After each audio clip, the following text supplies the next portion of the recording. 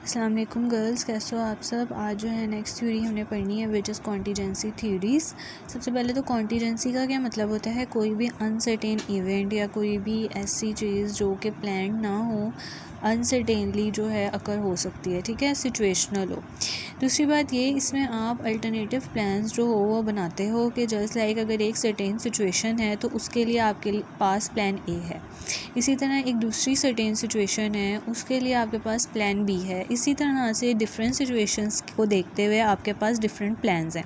तो ये होती है कॉन्टीजेंसीज़। और इस तरह से कह लो कॉन्टीजेंसीज़ थ्योरीज़ में भी यही होगा कि एक सिचुएशन है, उसके लिए आपने एक थ्योरी फॉलो करनी है, या एक थ्योरी की ट्रेट फॉलो करनी है, या एक सिचुएशन है जिसमें लीडर को जो है वो बहुत ज़्यादा स्ट्रिक्ट रहना है, एक सिचुएशन है जिसमें लीडर को बहुत ज़्यादा लीनियंट रहना है।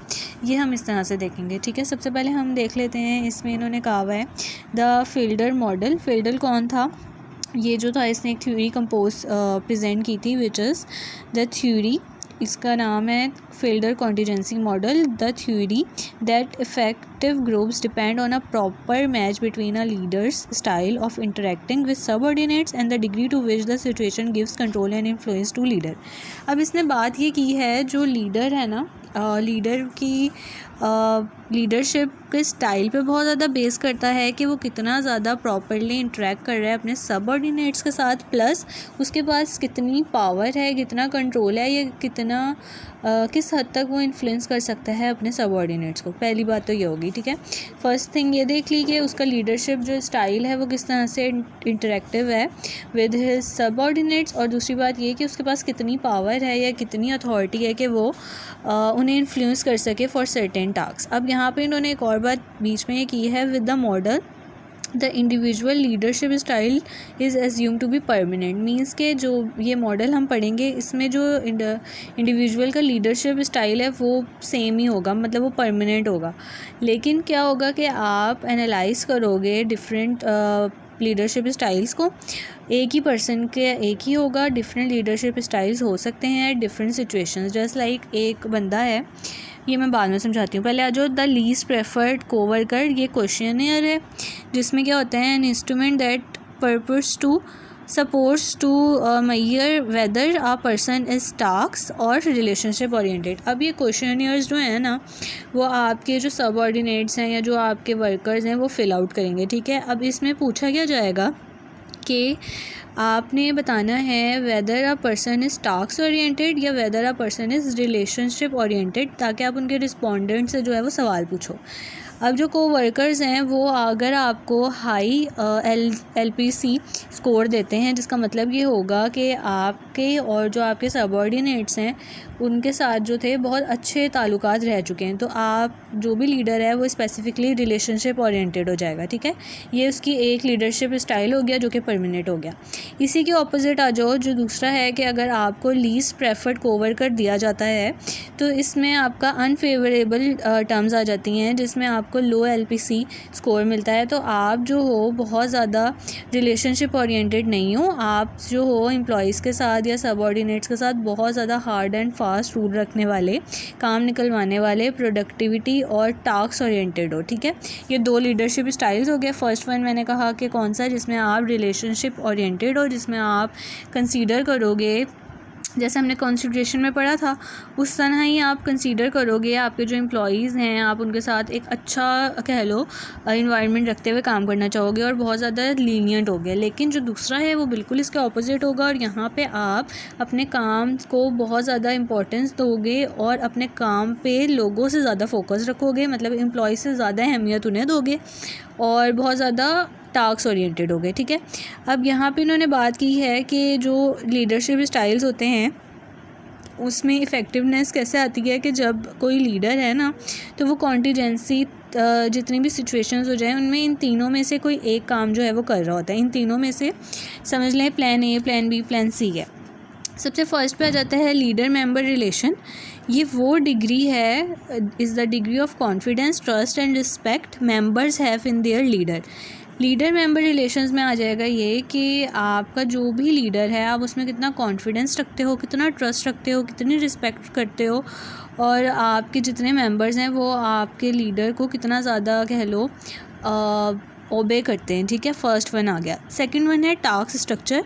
या तो इसमें क्या होगा, is the degree to which the job assignments are procedures that is structure और अनस्ट्रक्चर। यहाँ पे आप जो टास्क या जो भी जॉब असाइनमेंट्स हैं या जो भी सारे काम हैं उसको आप बहुत ज़्यादा प्रोसीडराइज कर लोगे, मींस के कंपोज्ड वे या ऑर्गेनाइज्ड वे में क्या करोगे, सारे टास्क जो है बना के रख लोगे और एंड में जो है डायरेक्ट कर दोगे सारे जितने भी एम्प्लॉयज़ हैं उनको, ठीक है। और ये स्ट्रक्चर भी हो सकते हैं, अनस्ट्रक्चर भी हो सकते हैं, मींस के आपने पहले से सारा फॉर्मेट बना लिया और उसके अकॉर्डिंगली सारा काम जो है करवाना स्टार्ट कर दिया। थर्ड है position power. Is the degree of influence a leader has over power variables such as hiring, firing, discipline, promotion, salary increases. अब ये वो फैक्टर है जिसकी मदद से क्या होगा कि जो भी लीडर है उसके पास कितनी पावर है कि वो इन्फ्लुएंस कर सके किसी भी अपने सबऑर्डिनेट को, एम्प्लॉइज़ को, और उसके पास हायरिंग की ये सारी जो भी इन्होंने बताई है, हायरिंग, फायरिंग, डिसिप्लिन, प्रमोशन, इन सारी चीज़ों की अथॉरिटी है। जितनी ज़्यादा उसके पास अथॉरिटी होगी वो उतना ही ज़्यादा इन्फ्लुएंस कर सकता है किसी भी एम्प्लॉय को। इसके बाद इस पैराग्राफ में इन्होंने बताया हुआ है कि जितना ज़्यादा हायर होगा टास्क स्ट्रक्चर उतना ज़्यादा जो प्रोसीजर्स जो हैं वो बढ़ते जाएंगे, और दूसरा ये कि पावर पोजीशन जो है वो भी बढ़ती जाएगी और जो कंट्रोल होगा वो भी लीडर का बढ़ता जाएगा।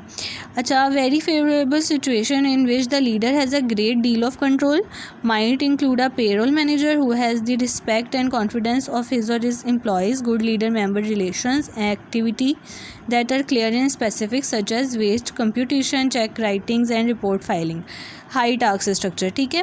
अब यहाँ पे बात ये की हुई है कि आप जो हो हाई टास्क स्ट्रक्चर कब होगा कि जब आप बहुत ज़्यादा फेवरेबली काम कर रहे हो अपने एम्प्लॉयज़ के साथ, जो है वो एक इन्फ्लुएंस भी उन पर रखा हुआ हो, प्लस जो आपने सारी कंप्यूटेशन वगैरह इन्होंने जो एग्जांपल दी है कंप्यूटेशन एंड चेक राइटिंग वाले की, उस मैनेजर की, ठीक है। सेकंड है द फेवरेबल सिचुएशंस, अच्छा, and consideration freedom to reward and punish employees. Strong power position में ये होगा कि आपके पास राइट है, आप किसी को भी फ्रीडम देखते हुए रिवॉर्ड भी दे सको, पनिशमेंट भी दे सको। The favourable situations are on the left side of the model. आगे एक मॉडल है वो हम देख लेते हैं, और अनफेवरेबल जो है वो राइट साइड पे हैं। और इसके बाद इन्होंने बताया हुआ है, ये देखें ये मॉडल है, इससे आप लोग को ज़्यादा अच्छे से समझ आएगी। देखो जब फेवरेबल है ये, यहाँ पे हमारे पास मॉडरेटर है, मींस के बीच में हो, यहाँ पे फेवरेबल है। रिलेशनशिप ओरिएंटेड ये वाली लाइन है जहाँ पे आप रिलेशनशिप ओरिएंटेड हो जाओगे, ठीक है। सिचुएशन तो फेवरेबल है लेकिन आपकी परफॉर्मेंस जो है वो पुअर है। इसी तरह अगर हम यहाँ देखें तो मॉडरेट में यहाँ पे जब आप थोड़ा सा कह लो आप मिडल वे में रहते हो तो क्या होता है कि आपकी जो भी रिलेशनशिप ओरिएंटेड यहाँ पे आपकी परफॉर्मेंस बहुत अच्छी हो जाती है। लेकिन जब यहाँ पे आप अनफेवरेबल रहोगे तो ऑटोमेटिकली क्या होगा, आपकी ये भी चीज़ कम है, ये भी चीज़ कम है जब आप रिलेशन ओरिएंटेड नहीं होगे। सेकंड वन हम टास्क ओरिएंटेड देख लेते हैं कि जब ये अनफेवरेबल होगा तो जाहिर सी बात है आपकी परफॉर्मेंस जो है बहुत ज़्यादा होगी।